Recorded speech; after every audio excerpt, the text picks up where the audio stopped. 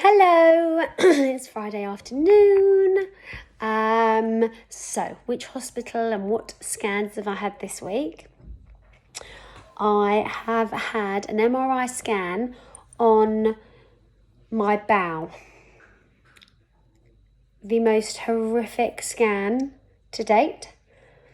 I was made to drink 2 jugs of liquid. They had a substance called D-mannitol in it, which do have a laxative effect. That was nice.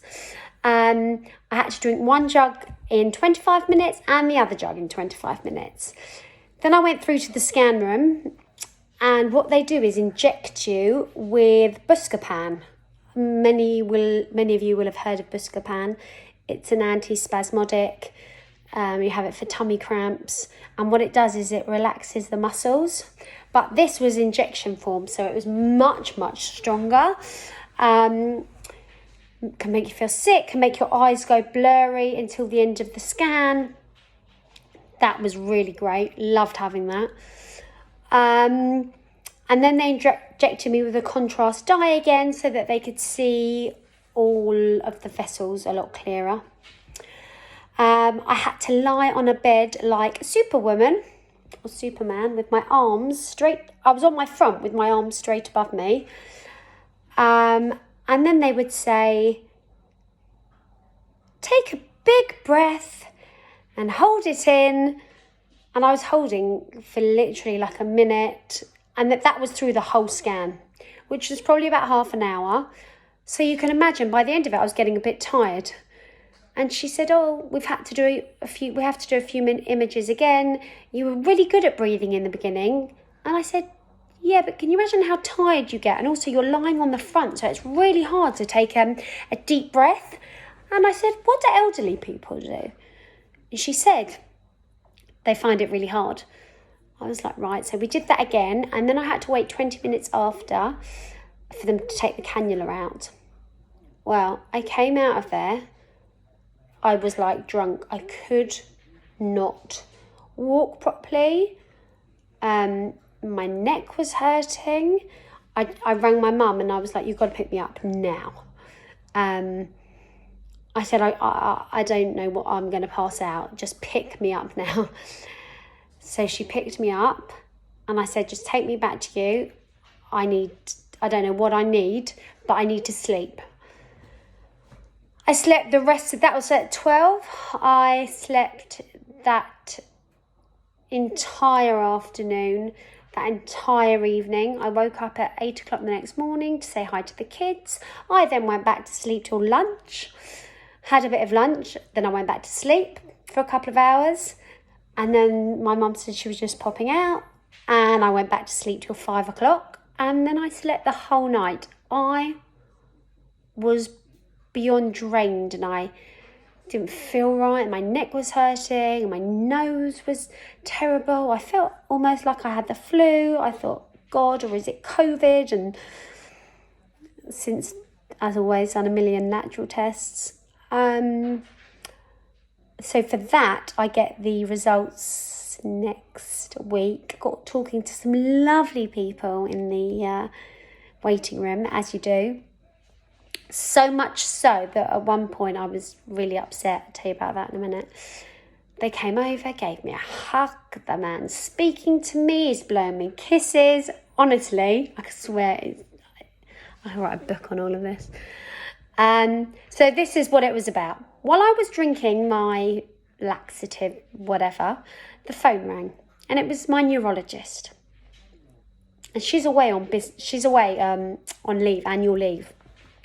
But because I'd driven them mad so much on just leaving me, I was like, no, someone has to speak to me.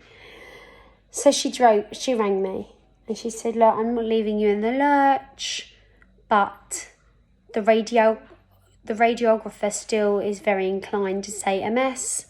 Your lumbar puncture came back as negative, but that doesn't mean you don't have MS.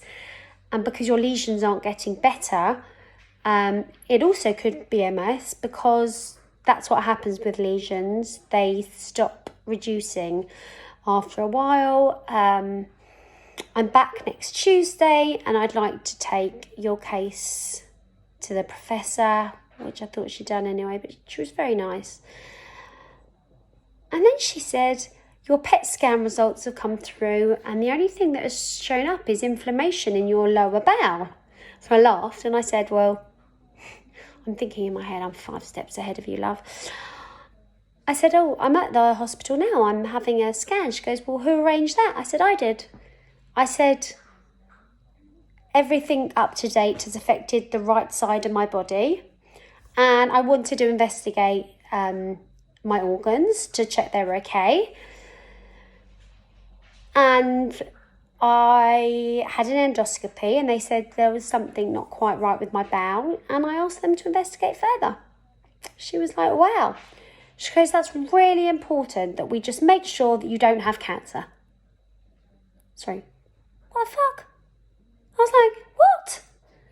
And it's so funny because she's so lovely and her bedside manner is so lovely. And then she just throws it out there. I was like, whoa, take it back a second. And I'm thinking, I hope not. But I said, I'll let you know. She said, I want all the reports and everything. I said, fine, I'll arrange it. And then I just put it on the line. I just said, look, Queen Square is the head of neurology. Do you think I'd get better care there? And do you think I'd be seen there? I just felt I had to be completely straight and honest. And also she is my she's covering for the other neurologist. So she said, look, I've worked at Queen Square and I've worked at King's College and I've worked at Royal Free, and they're all really good. And then I'll be honest, I can't quite remember what she said after that because I was trying to add Mark into the call because he would remember everything. Obviously he didn't pick up. But she said, you are completely entitled to a second opinion if you want, and I'll write you a letter. It's not a problem. I mean, what I hadn't told her is that I've actually got an appointment with Queen Square next month. So do I ask her to send a report of everything over to them to have a look at? I'm really, really stuck. I mean, I'm going to wait next week for her to take it to this professor at the hospital and to see what he says. What she's saying also is I need to speak to the microbiologist, the ENT team, because from an infection side, we can't just give you any drug. It's a drug, we could potentially give you a drug called blah, blah, blah, blah, blah, blah. I was like, right, whatever, means nothing to me right now. So to cut it short, they still aren't 100% sure. I can't speak today. They still aren't 100% sure, but they are leaning towards MS. She told me to up my anti-seizure medicine, which is dangerous territory because I'm already on a very high dose. But I've told her the spasms have started to break through that high dose, which she said was a very important thing to know. And, just continue to live my life. I mean, what a thing, continue to live it. What am I living?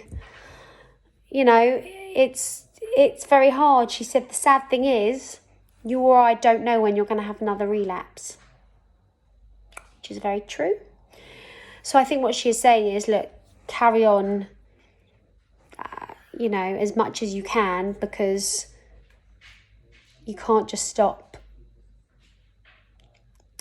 in case you have, or when you have another relapse, because the truth is I will most likely have one. That is the type of MS she is looking at. But what's interesting is I said, look, my grandfather had vasculitis and my cousin has MS.